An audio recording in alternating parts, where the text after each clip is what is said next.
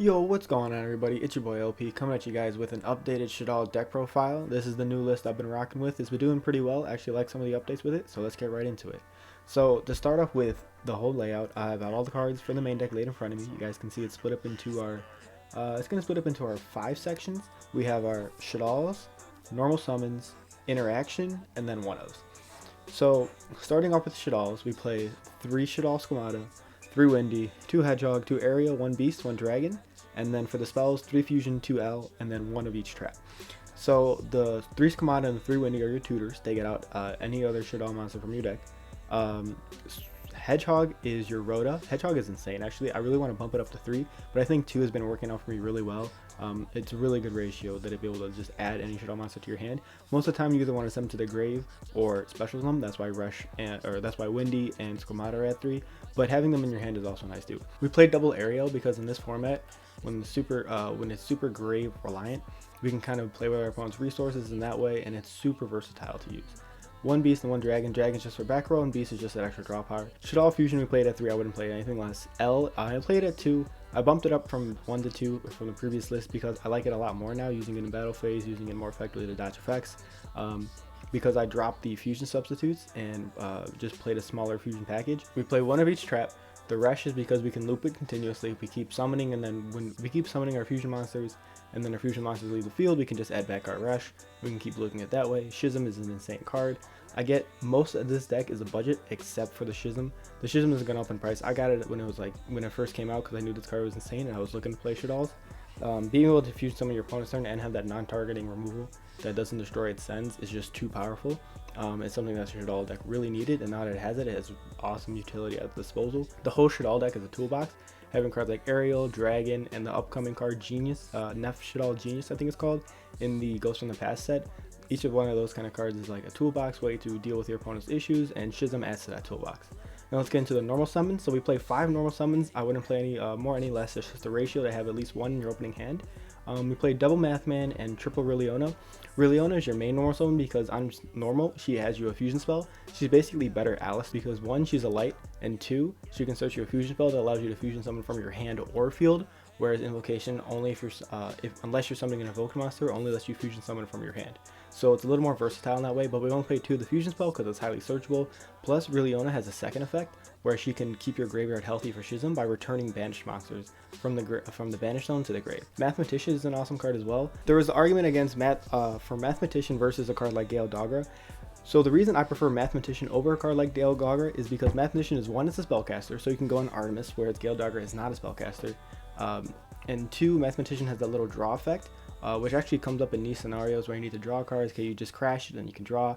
And being able to Foolish is really powerful from the deck, whereas Gale Dogra allows you to not once per turn Foolish from your extra deck, but it does require more resources in that way. So I can see the argument for using Gale Dogra, but I prefer Mathematician only because, and it's the most important factor, is that because it turns into a light monster where Gale Dogra cannot turn into a light monster. Getting into our interaction cards now, we play 9 interaction cards. We play triple Book of Moon, triple Gamma, 2 Ash, and 1 Call by the Grave. So the reason we play this ratio is because I love Book of Moon in this deck. I don't get why more people don't play Book of Moon in a Shaddoll deck. It's a flip deck, that's its roots. So you can kind of use it as utility on your opponent's turn to book their normal summon, and then they can't link summon with it, which is super powerful. Or you can use it during your opponent's end phase. Say you had a face-up Shaddoll monster and you want to use this flip effect. Say you got a face-up Hedgehog, right? Then you can book it on your opponent's end phase, and then on your turn you can flip it up, get a free search for a fusion spell, or a Schism or a Resh, anything like that. And it's super powerful in that way, super versatile in this deck. I wouldn't play it, I wouldn't drop it in the main deck for game 1s. So we play double Ash and triple Gamma. The reason I only play 2 Ash and 3 Gamma is because 1 is that 5 card ratio where you're at least going to see 1 hand trap in your opening hand. I play Gamma over Ash because Gamma is not once per turn, 1, and 2, it's a light. Ash is only once per turn, so if you hard draw multiple Ashes, it's kind of dead in your hand. Plus, if you called by your opponent's Ash, then it's even more dead in your opponent's hand. That's why I only like to play it at 2. I think it's good enough at 2. I don't need to see it at 3. Gamma is just a more preferred higher impact hand trap. And plus, even if you draw the driver's not even that much of a brick in this deck because you can fusion it away because it's a light monster, and you can keep it in your graveyard, and then Gamma can summon from grave. The 1 Call by the Grave just because it's a great interaction card. It's another card that interacts with your opponent's graveyard, banishing their resources and keeping your resources safe. And then let's get into our last bit of our deck, which is our 4 1-ofs. So we play Instant Fusion, E-Tally, Foolish, and Monster Reborn. Reborn is just an extender. E-Tally is an extender. It's your 4th copy of Wendi, or if you need it, you can extend it to a light monster by summoning Gamma from your deck. Foolish Burial is Rhoda, because Foolish dump Hedgehog, search any Shaddoll monster, or Foolish dump Squamata, search any Shaddoll monster that way. It's Rhoda in this deck. It's absolutely insane.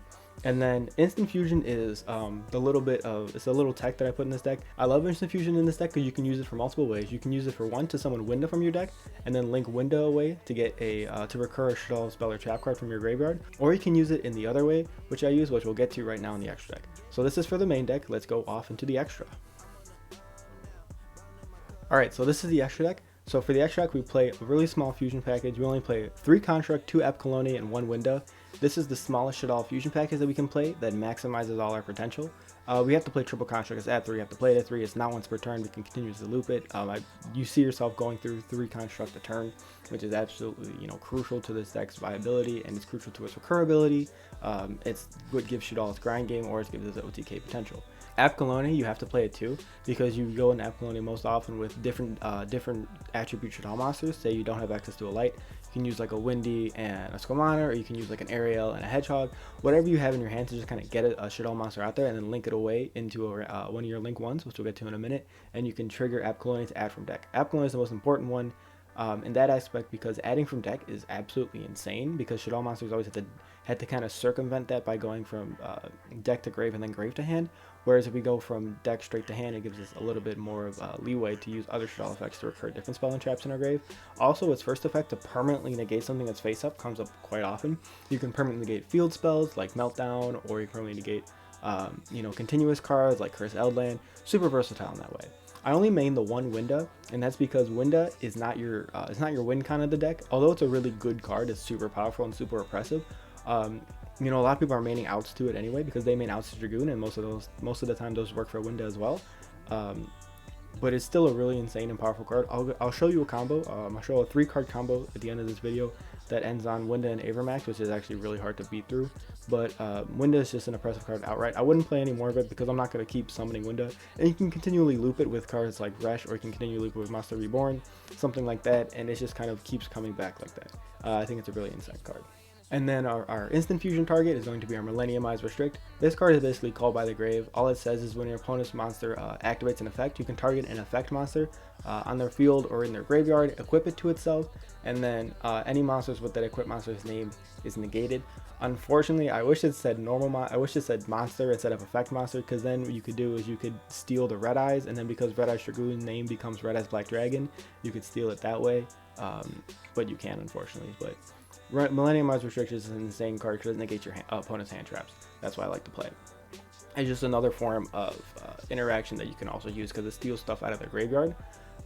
Being able to take a Drytron name out of their graveyard, or if they activate like a Drytron name in their hand or on the field, you can steal the Ben 10 from their graveyard against the Drytron matchup. So it's actually really insane that way. Moving on to our links, we play Borrelsword for OTK, Avermax for protection, Unicorn with IP to spin back. The link Shaddoll Construct, that's just a fusion summon, and then Cross Sheet because it's our extender to go for OTKs or go for combo. And then our link ones are Artemis and Gravity Controller. This is just a link one that says light, that's it. Gravity Controller also activates all our Shaddoll monsters when they're summoned in the extra monster zone. So that's it for the extra deck. Let's get into the side deck, and then we'll get into a combo. Alright, so this is the side deck I've been working with the past couple times I've played this deck. I know it's kind of weird ratios, a lot of 2-0s, but I like playing the 2-card ratio because I can use more options in my side deck, and also have the ability to kind of finagle my deck around with the ratios, because I like that 5-card ratio where you see having 5 hand traps in the main for a particular matchup, guaranteeing you at least see like 1 in your hand, which is pretty nice. You can always add more hand traps as you see fit, but that's just the way I like to play. I don't like to take away from the core engine just to play more hand traps, because at the end of the day, if you stop them with a hand trap, you don't have anything on the crackback, you're kind of out of luck in that way. So you need to have a perfect balance. That's why I like playing the weird ratios that I do. 1 Pankratops, it's an insane card against back row. It's a free summon. It has absolutely no synergy with the deck, but it's just an insane one-up on its own. Double Droll and double Skullmeister for the Drytron matchup, because you can interact with the graveyard, and then you can draw them so they can stop looping with Ben 10. Those are the reasons I play 2 of those each. Two Lancias, those are for the Dino matchup, those are for the Virtual World matchup. They can also be put in for the Eldritch matchup because then they can't banish during their end phase and get more resources. Double Super Poly, I really like Super Poly. I want to bump it up to 3, but I think 2 is just fine because we already play enough fusion spells, and it's more of a it's a reactive fusion spell that has to rely on your opponent having the right monster. Most of the time they do, having a light monster be able to go Construct, or if they have a dark monster, you go into Winda. It works either way, but I like to side it in. I don't like to main deck it because I want to see what my opponent's playing. If my opponent's playing like a pure water deck, or they're playing, you know, like the bird up deck with wind monsters, then it's a lot harder to utilize Super Poly in that way. Now for the traps, I played triple Dino-Miscus and triple Transmigration Prophecy. Dino-Miscus is an insane card that allows you to banish a card and then trigger your Shaddoll monsters by sending them by card effect, versus Super Poly, which says discard a card, which is for cost, so Shaddoll monsters won't actually get their effects. And then Transmigration Prophecy is another card for the Drytron matchup, or for the Eldritch matchup, or for any other matchups that relies on the graveyard. What it says is you can target 2 cards in the graveyard and then shuffle them into the deck. Yeah, target 2 cards in the graveyard, shuffle those targets into the deck.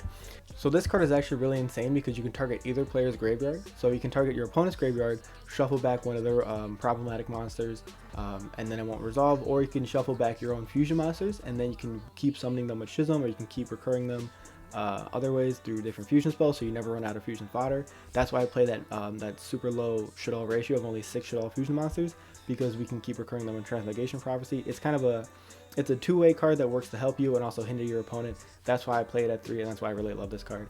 It's also a really budget card. It came out of the Salamangreat structure deck. You can cop it from there, so it's super budget. It's just an awesome way to kind of interact with your opponent's graveyard instead of using like an IDP or one of those more expensive cards like that. So we can quickly get into a combo, and that's just a 3-card combo, and let's get right into it. Alright, so this is the combo portion of the video. We're just going to get into a 3-card combo that can end you on an Avermax and a Winda, which is really hard for your opponent to out. So for this combo, we're going to need either a normal summon or away the fusion summon, and then an extender, and then any one of these 3 Shaddoll names, so Wendi, Squamata, or Hedgehog, because these can get us into our other Shaddolls and let us keep playing. Our extender, so let's use Instant Fusion because it's my favorite. We'll use a Rilliona, and then we'll use a Squamata. So usually Rilliona Squamata is construct on its own, and you can kind of do whatever you want from there. But say we drew an extender, like Instant Fusion. Instant Fusion is my favorite extender to use because it's actually super versatile and protects us. So that's why I'm going to use this one. So first thing we're going to do is activate our Instant Fusion, paying 1,000, and we're going to special summon our Millenniumize Restrict. So now we're protected from hand traps. So we can go normal summon Rilliona and effect, add our fusion spell, which is our Poly, and now we can activate our fusion spell, fusing our Rilliona and our Squamata into our construct. So we'll go Construct Chainlink 1, and we'll go Squamata Chainlink 2. So off of Construct, we'll dump our Trap. And off Squamata, we'll dump our Wendi. And then we'll go Wendi effect, special summon from deck. So we special summon our Ariel, face down, to set. So this is the only part of the combo where it's susceptible to hand traps now, is because we're going to link away our Construct and our Restrict into our cross sheet.